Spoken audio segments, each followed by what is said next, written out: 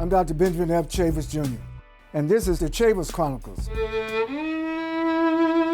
Classical music has a wonderful ability to show the breadth of history, but also has this unique ability to connect and touch people on an emotional level. Major funding for the Chavis Chronicles is provided by the following. At Wells Fargo, we continue to look for ways to empower our customers. We seek broad impact in our communities, and we're proud of the role we play for our customers and the U.S. economy. As a company, we are focused on supporting our customers and communities through housing access, small business growth, financial health, and other community needs. Together, we want to make a tangible difference in people's lives. Wells Fargo, the bank of doing. American Petroleum Institute. Our members are committed to accelerating safety, environmental, and sustainability progress throughout the natural gas and oil industry around the world. Learn more, api.org/API Energy Excellence. Reynolds American, dedicated to building a better tomorrow for our employees and communities. Reynolds stands against discrimination in all forms and is committed to building a more diverse and inclusive workplace. At AARP, we are committed to ensuring your money, health, and happiness live as long as you do.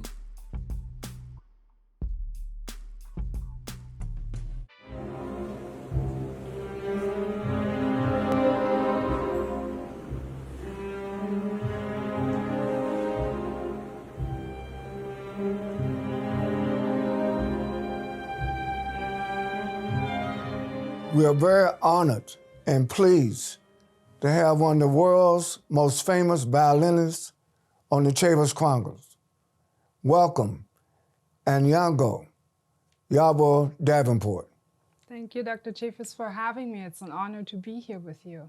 Listen, I've heard your music, I've heard you play. I first want to know, where were you born?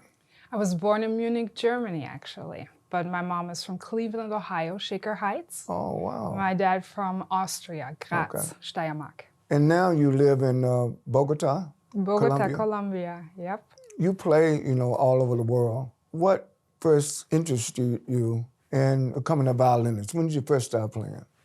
I started violin lessons when I was 2 years old. 2? But only as part of a negotiation, because initially for my second birthday, I wanted to have an orchestra. So the whole thing, dream big, no? And my mother said to me that she cannot make coffee for the entire orchestra, and our living room was just a little bit too small. So we negotiated that I could be then the concertmaster of the orchestra instead of the conductor of the orchestra, which would mean I would have to take violin lessons. And then when I get older, we would look into getting me an orchestra. So At 2 years old? Yep. Oh my God. So you really had an early interest in music. And when did you actually start playing the violin in terms of classical music? It started right away after my second birthday. So I got a violin, and I started with the Suzuki method, actually, where the parent is playing as well. The parent is also participating in the lessons. And then quickly was moved to Russian training in the Russian violin school. But I started very, very early. It seems to be a return to the importance of classical music. I think sometimes, different genres of music have their high points. But across the world, and even in the United States, can you comment on where the place of classical music, and particularly with violin classical music? Oh, absolutely. I think classical music or Western academic music has been much like a historical time marker. So many pieces stand for historical occasions. And I think history repeats itself many times, and we go back to things that have shaped and formed us as well as our ancestors. And we still to this day continue to discover the breadth of classical academic music because many times there have been composers that haven't been given their recognition, like Chevalier de Saint-Georges, who was called the Black Mozart before, but in reality he was the elder. and Mozart the Younger, for Really? example. Or Florence Price, we find her scores in her home in Chicago years later and realize we need to do more investigating and more recognizing of all the ethnic influences that have shaped classical music, or the academic music, that what we're calling classical music for us. I believe nowadays, because we have even more research resources and more ways to investigate and trace our lineage in history, we have even more opportunities to restore and recognize our historical classical music repertoire as well as contemporary classical music repertoire. And I think that's really important to continue to develop, because Brahms even, or Beethoven, they were contemporaries at one time. That was the modern hip music at one time. Yes. And every contemporary composer that come with different ethnic backgrounds, those are going to be our future Brahms and Beethoven. So we need to recognize and continue to explore it. So the evolution of classical music is increasingly becoming inclusive, a lot of diversity. Yes. You know, there's a debate in the United States and other parts of the world about diversity and inclusion. From your informed perspective, how do you see the professionals in classical music? Are there places for people of color like you? There absolutely are, and we wouldn't be here if people like my mother, for example, or Gateways Music Festival or Color of Music Festival hadn't paved the way for us to have a stage, especially in classical music.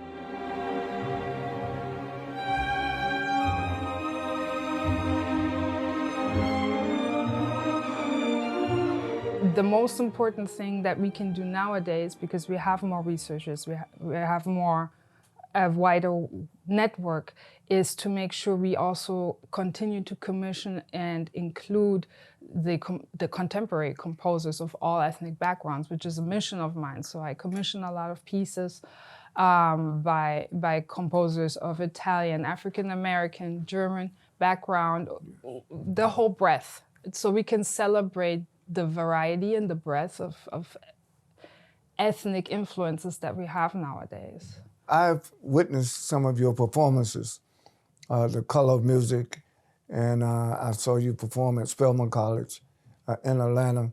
But you've also performed at the Met here in New York. Tell us about that. Yeah, so my chamber collective is called Davenport Chamber Players. That is an ensemble, specifically an artist collective based and formed around the breadth of racial diversity in the world. And It's called the Davenport Chamber? Davenport Chamber Players. Okay. Yes, and because representation matters, we strive to show on stage how our society is nowadays and is going to be in the future. So that every kid, every young person can see themselves on stage and say, okay, so this classical, academic, Baroque, romantic, contemporary music is for me because it's being played by somebody I can identify with who is in the ensemble. And so we are minority dominant, but for me it's very important that we don't exclude our friends. Without Charles Castleman, I wouldn't be here.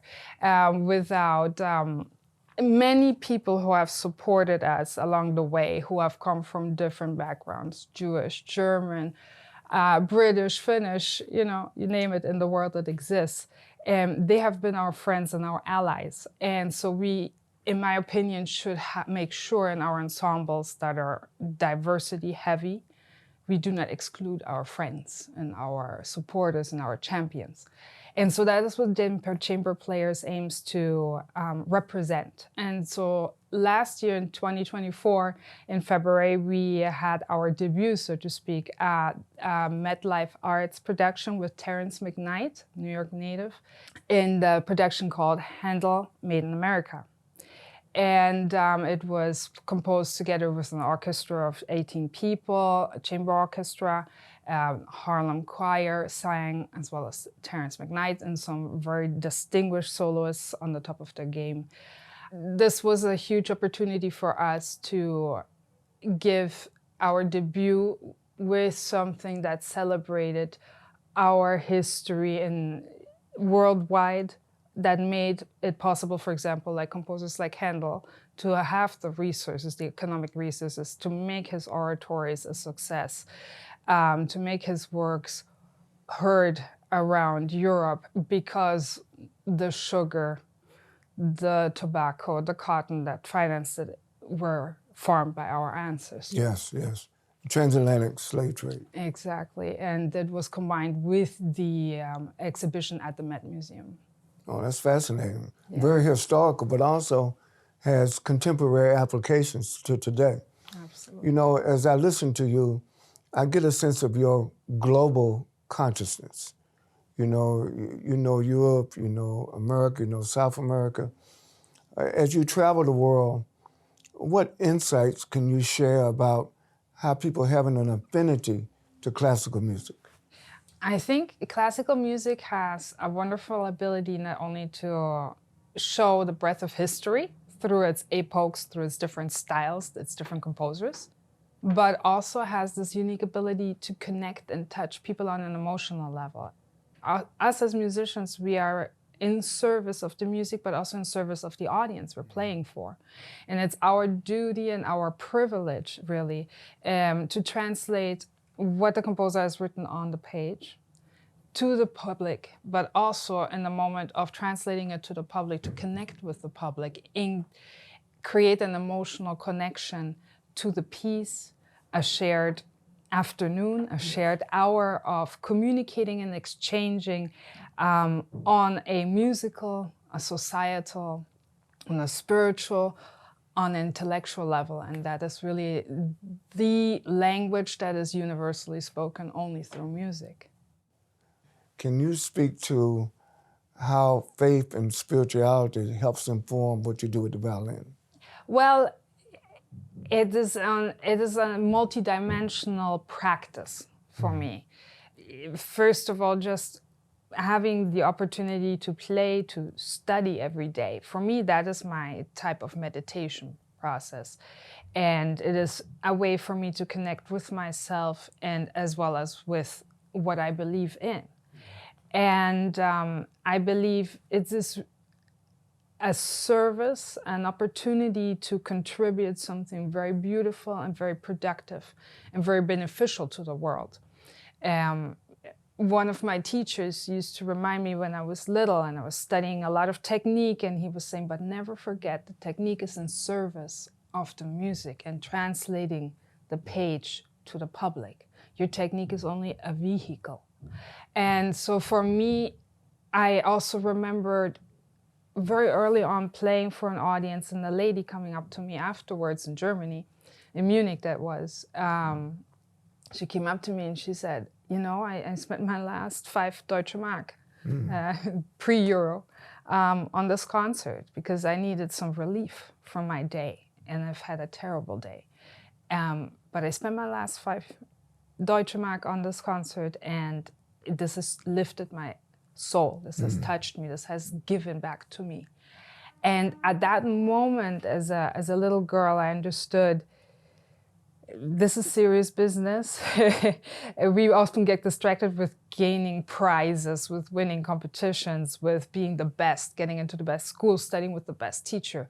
But at the end of the day, all these more than 10,000 hours of study, I mean, since 2 years old, studying every day, all of that is to bring you in the end to do your best to serve the community that is this world, and to bring something of light and something of positive contribution. And I believe that is why classical music, especially classical contemporary and historical music, connects with audiences of any age, of any kind, of any creed, of any belief, because there is a multi-level connection.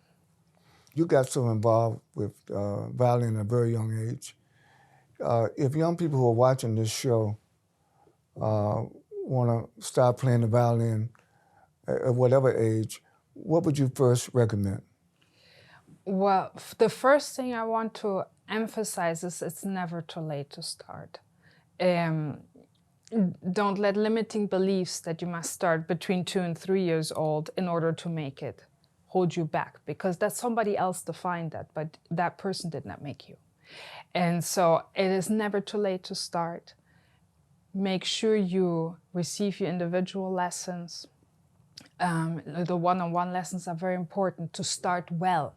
Don't just start well with the right teacher, with an informed school. The most challenging thing many times, always in history and nowadays, is funding. You need the right instrument, the right setup, the right chin rest, the right shoulder rest, the right bow. You need to change your strings regularly. All of those is a huge economic investment.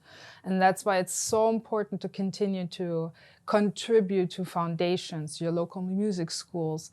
If you have resources to create a fund and an organization, to give a donation that can be used specifically to supporting young musicians or aspiring musicians. That is so important, because everybody has a right to music and everybody has a right to education. Everybody also has a right to develop their talents, their God-given gifts.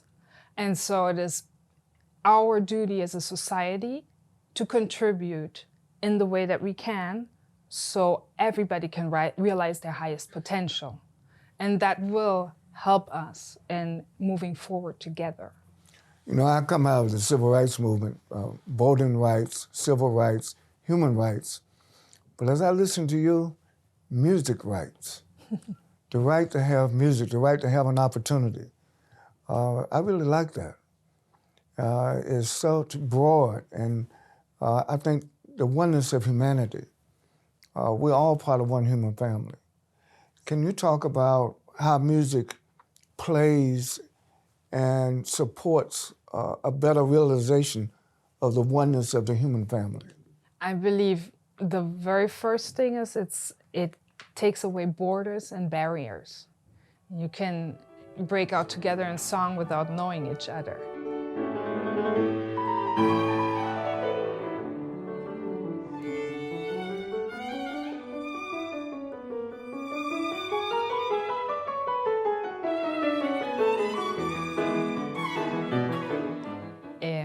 You can share a piece of music with an audience that doesn't speak your language, or you don't speak their language, and you create unity instantaneously. Music is a vehicle to help us connect and transform and transport for this time that we share with the music. And music many times helps lift our spirits, helps motivate us at the gym, helps give us courage in the military when we lack strength, helps celebrate when we need support and spirituality. And music is for everybody and from everybody, and everybody has a right to participate in the practice of music and the learning of music and the execution of music. So for me, that is right up there with the right to education. Yes. Absolutely. Anyango, you know, you've talked about this amazing career you've had. I want to go back to your parents, because obviously at the age of 2, your parents had to really encourage you or help you fulfill your dream. Talk to us about your parents. Were they both musicians? Talk to me about it. Yes, well, my dad was a conductor and violinist as well, violinist, violist. And my mom is a singer and also a former model, ballet dancer, trained with Alvin Ailey, and model, of course, because she had time. And so at home, there were always rehearsals going on, always discussions about scores, about the meaning behind the music, behind what's written, and looking for the story in the music and how to translate it to the audience. And so I think I have the bug, especially from my mom. Probably see my dad conduct orchestras. That's where the idea came from, that I should have my own orchestra at 2 years old as well. But really the role model, the image of the musician as a communicator comes from my mom's side. As a singer, I've always seen her as the soloist, as the protagonist. And growing up in Munich, Germany, there were not a lot of people who looked like me. And however, I never felt the lack. I always saw my mother being the leader, being the soloist, being the person in charge to making sure the story of the music and the quality of the music to be rehearsed gets to where it needs to be for it to have a successful performance and connect on a meaningful and on a high quality level with the audience. I think that is probably the main reason why I never had a doubt that I had a place in classical music, A, but B, I needed to be excellent at what I do, and C, share the stage with people who inspire me and drive me to be better at my craft so I can be better in service of the music. Representation matters. So you are now in Bogota, Colombia. Yep. You're doing some work at the university. Tell us about the setting, your setting in Bogota. Yeah, the first question I always get when people know that I live now a large part of my time in Bogota, Colombia is, are you Spanish? Are you Latina? If you hear my Spanish, you know I'm not Latina. However, about almost 10 years ago now, a university headhunted me while I was doing my doctorate at the Eastman School of Music with Charlie Castleman, and offered me a position. And I hadn't at that point been to South America at all. And I flew down, I spent 2 weeks there, taught every single violin student. And it was such a privilege and such an honor to meet people from another culture, completely different than mine. I mean, I'm from Germany, go to Latin America. Our two stereotypes are very true in many ways. And it was such a privilege to go and be able to share music with people who are so innately talented and so innately connected with the rhythm of music. And it is so wonderful to see in a country like Colombia, where everybody is a shade of something from alabaster white to midnight, that the Afro-Colombian population is just as much represented among the kids interested in being professional musicians as any other shade. And that is, to me, very important. However, they don't have any reference points, or didn't have at that point, of classical musicians with African ancestry representing on their stages, in their universities, being their professors. And I sensed my calling that this is my opportunity to give back what my mom has done for me, either through being a professor at the university where I am now, is the Pontificia Universidad Javeriana in Bogota, which is a wonderful school. It is a wonderfully forward-thinking school that does not tolerate 1 ounce of discrimination, which is very important. It is very proponent in being a diversity vehicle. And they also recognize the need, I believe, to diversify their faculty, not only from the female perspective, but from the ethnicity perspective. So it's a huge privilege to be able to lead that walk, that movement in Bogota, while it's only 3.5 hours from Miami. So it's not like I'm in a different time zone. I'm able to do my concerts in the United States, in Europe, in Asia. The flights are very easy from Bogota, but I can contribute to an area where there is not yet much influence. So it's a privilege, yeah, an honor. So Anyango, today, what gives you your greatest hope? What gives me my greatest hope today is knowing that everything is good. And I mean that in the most broad and most sincere way, that recognizing everything that we encounter nowadays in our daily lives happens for the greater good for ourselves, and the opportunity for ourselves to contribute to the greater good of society, of humanity, of civilization, of our times. And so what gives me the biggest hope, the biggest inspiration is that I know tomorrow I'll do better than I did today, and I'll be able to contribute better. And same do the people who are around me, and same, I hope, do the people I inspire.